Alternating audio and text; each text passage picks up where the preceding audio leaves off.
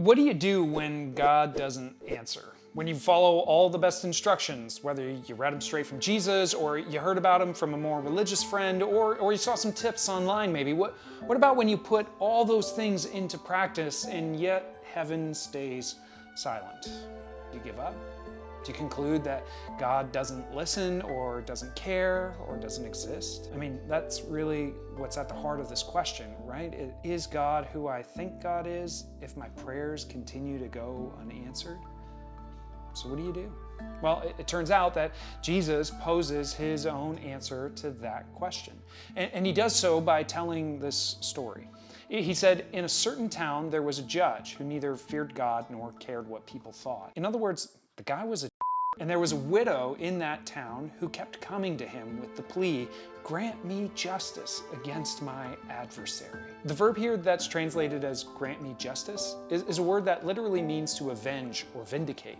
And the root word nestled inside that word is the word for righteousness. In other words, this widow is going to the judge repeatedly about her situation, demanding that the judge set things right. For some time, he refused, but finally he said to himself, even though I don't fear God or care what people think, yet because this widow keeps bothering me, I will see that she gets justice, so that she won't eventually come and attack me. And the Lord said, listen to what the unjust judge said. And will not God bring about justice for his chosen ones who cry out to him day and night? Will he keep putting them off?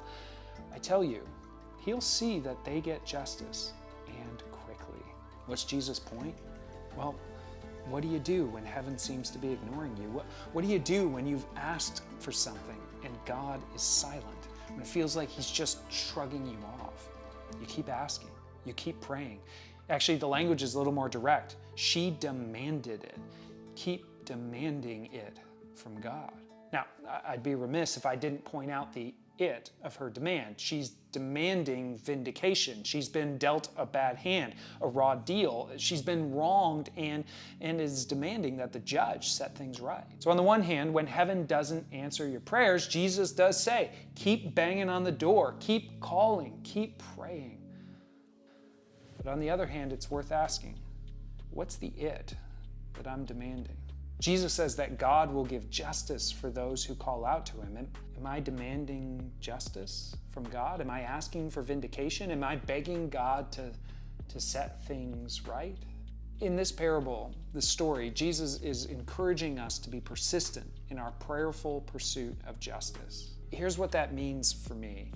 In some ways, it gives me a roadmap for arguing with God. Yeah, I said arguing. When it seems like God's not listening, this story is an encouragement to stay persistent and frame my request in terms of vindication.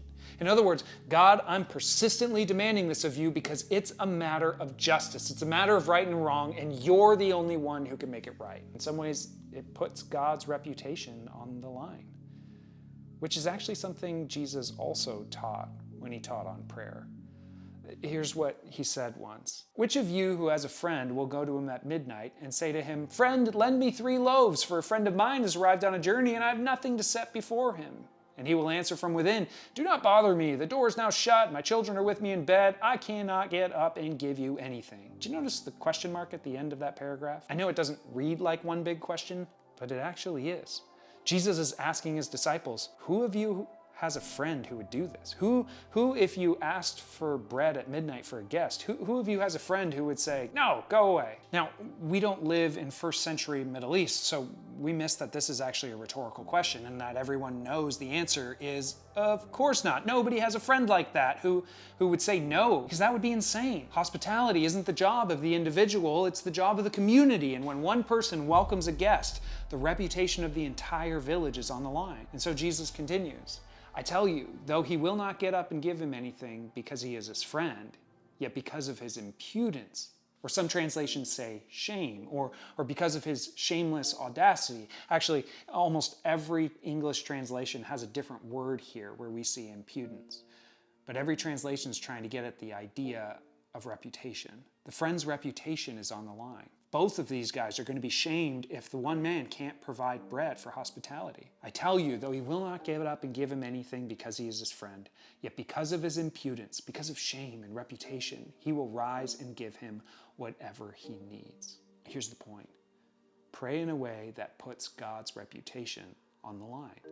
When it feels like he's not answering, don't give up. Don't stop asking. Don't stop demanding. Jesus tells his disciples, start framing your requests in terms of divine justice. Put God's reputation on the line. Now, if you're not accustomed to arguing with God, what I just said might seem sacrilegious, maybe even unholy or disrespectful. But here's the thing. This is how the ancients prayed.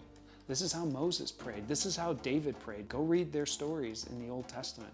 They called God out, saying that his reputation was on the line here. It's almost like they baited God into answering them by saying, hey, what are the other nations going to say when Yahweh doesn't come through for his own people? This is what Jesus taught his disciples to do. When it seems like heaven is silent, invoke God's reputation, appeal to God's justice, don't give up, keep praying. Now, when I do this, I typically experience one of three important things, and I think you will too. And that's exactly what we'll talk about in the next video. But for now, don't give up. Keep praying. Thanks for watching. We'll see you next time.